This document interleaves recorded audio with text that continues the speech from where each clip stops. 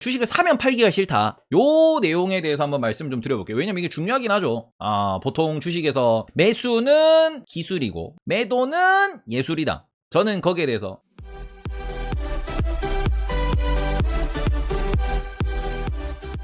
제가 주변에 어떻게 보면 주식을 이야기하고 그 다음에는 뭐 내가 뭐 코인을 하고 차트 매매를 하고 뭐 이런 말씀 하시는 분들한테 되게 뭐 공식도 필요하고 많이 알아야 되고 뭘 해야 되고 이거 해야 되고 저거 해야 되고 이런 얘기 합니다. 근데 제가 요거 말씀드릴게요. 뭐냐 그러면은 주식은 투자도 투자인데 이거를 쉽게 생각하면은 장사예요. 그러니까 우리가 주식 투자로 수익률을 연에 50% 생각을 한다, 100%를 생각을 한다. 그러면 이거는 내가 진짜 어떻게 보면 여기에 목숨을 거는 게 맞지. 이렇게 내시는 분들이 안 계신 건 아니에요. 왜냐하면 이렇게 수익률 대회 같은 거 해보면은 막 뭐 500만 원짜리 계좌, 1000만 원짜리 계좌, 3000만 원짜리 계좌, 1억짜리 계좌, 여기서 뭐 1억짜리 계좌인데 뭐 2달 만에 100%, 200% 내고 이런 분들 계시거든. 1억짜리 계좌 두 달 만에 200% 냈다는 소리, 2억 벌었다는 소리야. 그러니까 이게 무슨 소리냐 그러면은 본인이 진짜로 수익률을 높이기 위해서라면은 여러 가지 전략들이 있습니다. 뭐 한국 시장 기준으로 뭐 종가 배팅을 하시는 분도 계시고 한 종목 주구장창 매수 매도 하시는 분도 계시고 여러 가지 많아. 진짜 수급 보고는 단타 스케이핑만 존나 치는 분 계시고 불가능한 게 아니에요. 근데 뭐가 중요하냐 그러면은 저는 장사라고 맨날 말씀을 드리고 저렴하면은 산다, 싸면 매수고요, 비싸면 매도다. 그럼 이거를 판단을 해야지. 그러니까 요게 어렵다라는 거잖아요 지금. 그러니까 이거는 모든 사람이 다 어려워요. 제가 오늘도 어떻게 보면은 그 815에서도 똑같이 이거를 그 질문을 받았습니다. 싸면 매수, 비싸면 매도. 그러니까 막 설명을 이거저거 주구장창 하고 왔는데 집에 돌아오는 길에서도 계속 고민을 하다 보니까 저점을 제가 잡는 기준에 대해서 다시 한번 생각을 해봤어요. 근데 거기서 요걸 생각을 하는 거지. 악재가 모두 반영됐다라고 가정을 했을 때 가격대냐, 그리고는 지난 10년 동안 평균을 놓고 봤을 때도 추세선이고 뭐고 이런 걸 다 봤을 때 가격대가 바닥이냐, 그러니까 이런 부분에 대해서 고민을 좀 해봐야 된다 라고 말씀을 드리는데 지금 장사입니다. 싸다고 샀어. 근데 더 떨어질 가능성이 있으니까 분할해서 사는 거지. 근데 애초에 내가 이 종목에 들어왔을 때 저는 요 정도 기준으로 봐요. 연에 20% 먹을 수 있다 그러면 들어갑니다. 연에 20% 먹을 수 있다 그러면은. 근데 만약에 하루 만에 5에서 10%가 올라요. 그럼 전 그건 뒤도 안 돌아보고 팔아요. 그러니까 이게 무슨 소리냐 그러면은 연에 20%라고 생각을 하고 내가 투자를 했는데 하루 만에 올랐으면은 연 수익률의 4분의 1을 뭐 거래일 기준으로 200거래라고 했는데 200분의 1일 만에 얻은 거잖아요. 이거 200 곱하면 얼마야? 대충 200 곱하면 1000%죠. 성공한 거예요 이거는. 그러니까 제가 연 20%, 연 20%, 연 20% 이렇게 말씀을 드리는데 만약에 내가 6개월 버텼어. 그리고 10% 먹고 팔면은 연 20% 찍은 거죠. 그러니까 물론 모든 종목을 이렇게 접근하는 건 아닌데 계산을 다시 한번 해보는 거죠. 그러니까 내가 만약에 투자를 했을 때 주식 투자를 장사라고 생각을 한다. 그죠? 그냥 주식 투자를 장사라고 생각을 했을 때 내가 떡볶이 장사를 한다고 칩시다. 내가 떡을 샀어. 고추장을 샀어. 그럼 이거에 내가 에너지를 들였어. 떡값은 10만원. 고추장 값은 5만원. 에너지 값은 이거 5만원. 그럼 이거 얼마에 팔아야 돼? 얼마에 팔아야? 30만원에 팔아야 된다. 자, 이거를 30만원에 팔겠다고 하시는 분들은 내가 마진을 10만원만 남기겠다라고 하는 거죠. 누구는 그럴 겁니다. 나는 이걸로 100만원씩을 팔 거다. 사람마다 목표하는 수익은 다릅니다. 목표하는 수익은 분명히 달라요. 왜냐면 뭐지?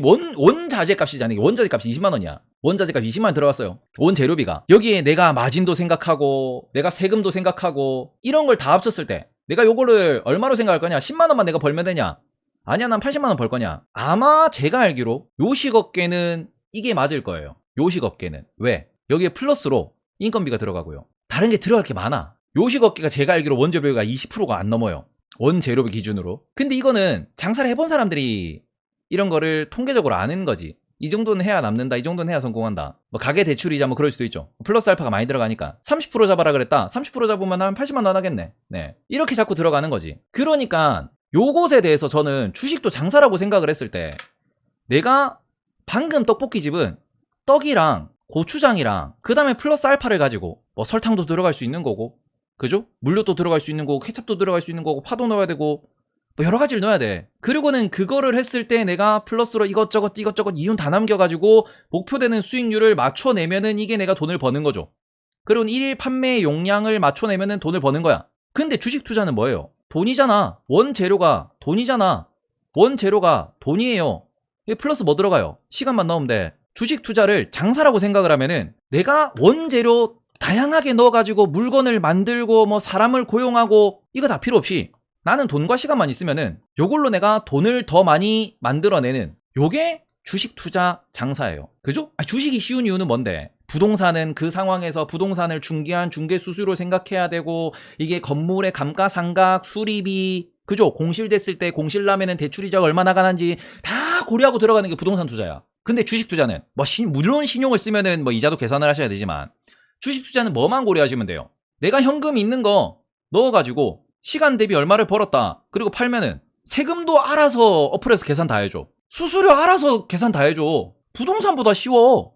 그래서 주식이 어떻게 보면 너무 쉬워 보이죠. 돈 잘 벌 수 있을 것 같아. 보고 있으면 하루에 막 30%, 50% 막, 아니 50%는 안 가지. 5%, 10%, 15%, 30% 대회 같은 거 보면은 뭐 100%, 200% 번 사람 널린 것 같아.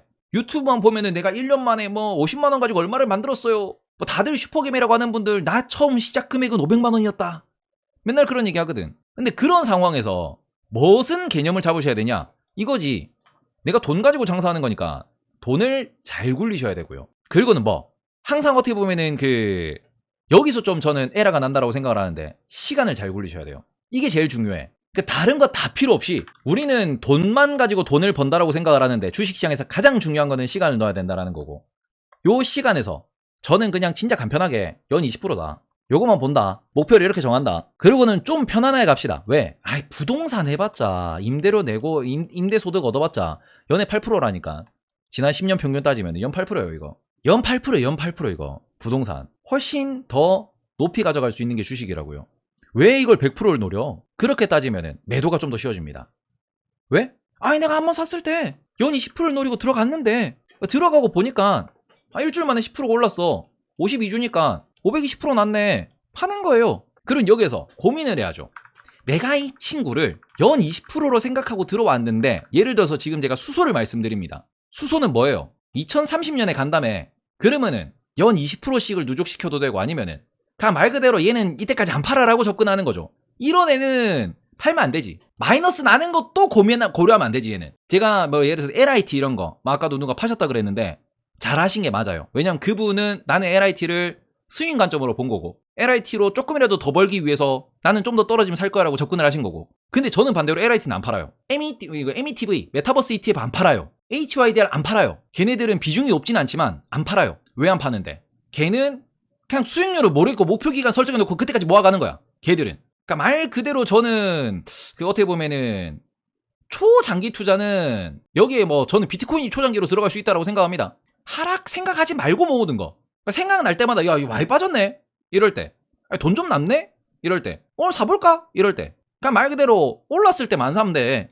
많이 빠졌네 하면 사고, 돈 남았는데 보니까는 지지부진하네 사고. 안 팔아. 이거는 왜 안 파냐? 얘는 진짜로 따블 수소는 템베거 노리고 들어가는 거니까요. 저 수소는 템베거 노리고 있습니다. 그래서 HYDR이라는 ETF 혹은 거기에서 성공하는 친구, 좀 치고 나가는 친구가 보이면은 그때부터는 비중 늘릴 거예요. 그 개별 종목이라고 하더라도. 근데 어쨌든 이런 식으로 수소는 솔직히 우리가 지금 수소차 한두 대 돌아다니는데, 제가 잠실 살고 강남 왔다 갔다 하는데도 하루에 넥소를 3대 이상 보기가 어려워. 근데 그게 하루 10대 이상 지나다니잖아. 그러면은 수소를 진짜 더 딥하게 파가지고 더 비중을 늘려야겠죠. 그래서 어쨌든 이거는 개인마다 선택은 다르겠죠. LIT 같은 경우는 지금 충분히 올라왔기 때문에 저는 여기서 뭐 더블밖에 못 본다라고 생각을 하는 거고, 그러면은 LIT는 왔다 갔다 스윙 쳐도 상관없어요. 2차전지 스윙 쳐도 상관없어. 저는 2차전지 한 종목에 들어가기가 좀 부담스럽다라고 생각하니까 LIT를 모으는 거고, 그 중에서 좋아 보이는 거 있으면 스윙으로만 접근을 하는 건데, 스윙은 딱 이거죠.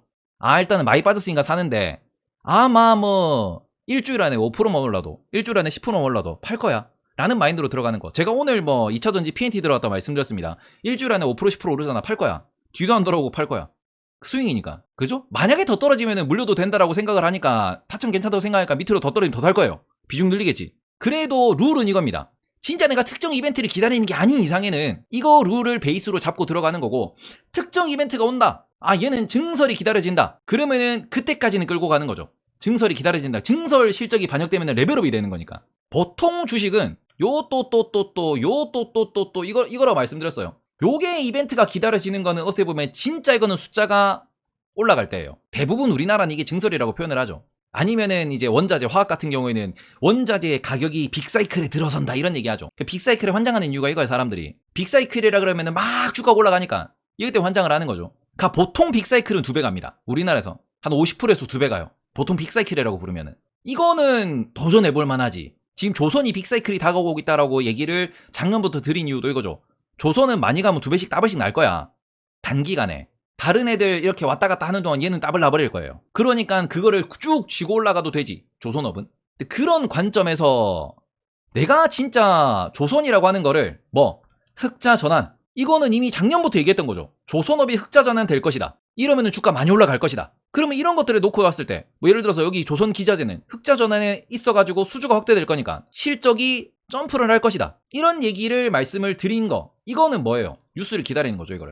이걸 기다리면서 저는 그냥 나 이건 잘 모르겠고 이것만 먹을래. 이게 올해 초에 동성와인텍에 스윙 쳤던 결과물이고요. 어제도 팔기가 어렵다고 말씀을 하셨는데, 그러면은 본인이 살 때부터 파는 기준을 정하셔야 돼요. 제가 동성와인텍을 10% 먹고는 뒤도 안 돌아본다라고 말씀을 드린 것들이 이거잖아요. 아니 올해 연말에 좋을 건 알겠어. 근데 그게 언젠지 모르잖아요.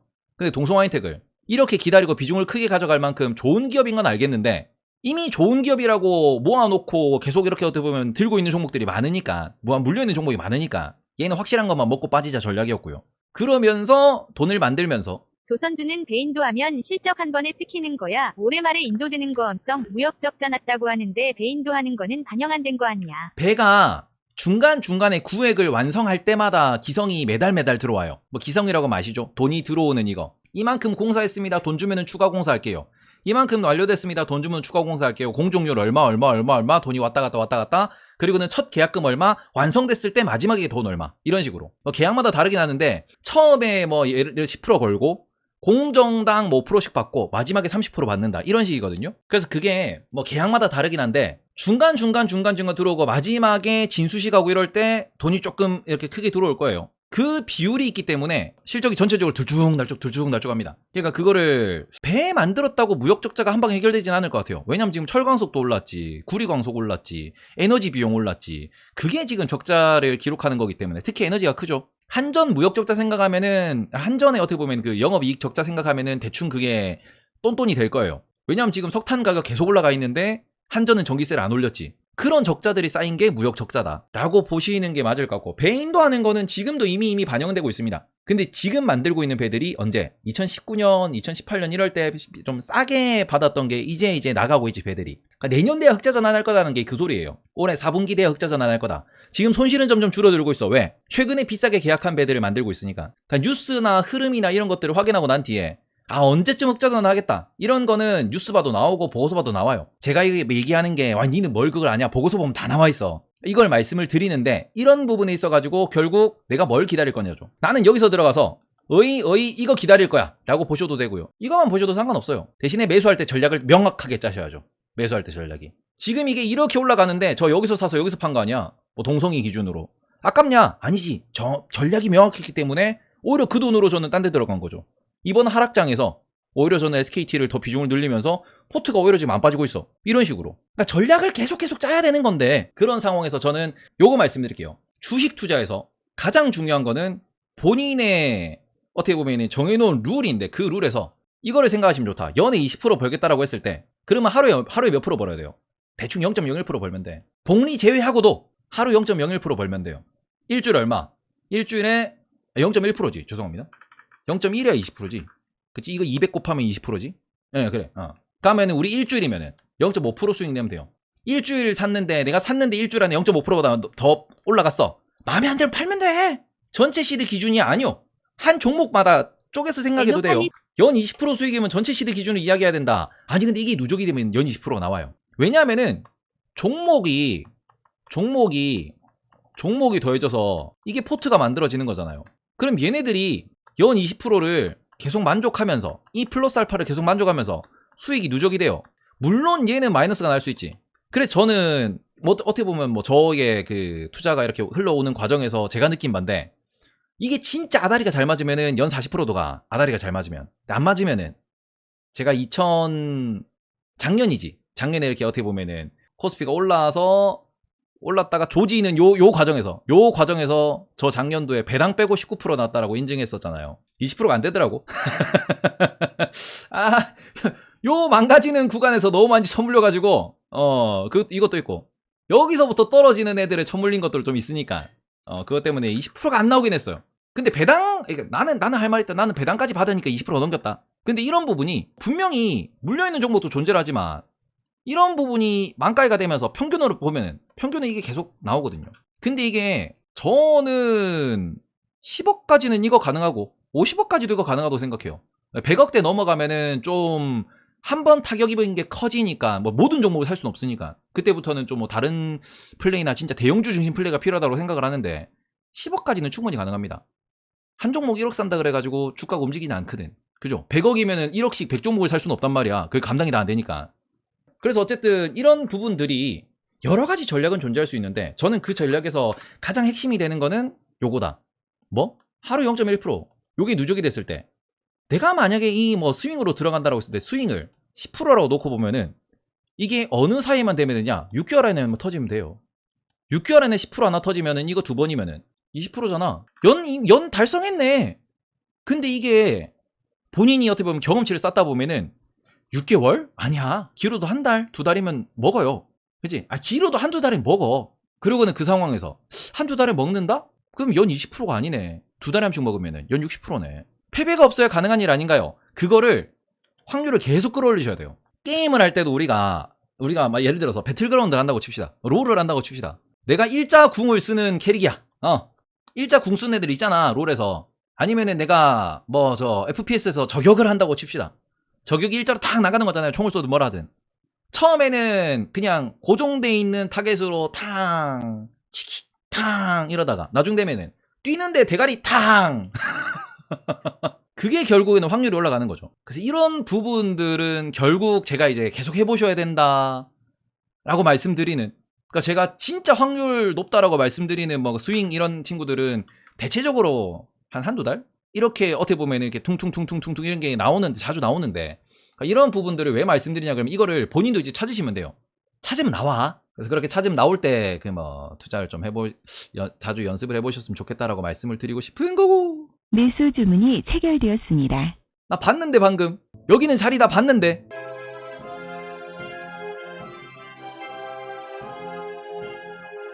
이거 진짜 경험담인데 스코어 0001 골뱅하단데 다커 너무 떨어져서 물타서 평단 53,200만 들고 존버하는 중. 근데 신규 진입 아니면 스케이티 위에로 힘든 분들 많을 것 같음. 매도 주문이 체결되었습니다. 3.5달러 벌게 됐는데 뭐였지 방금?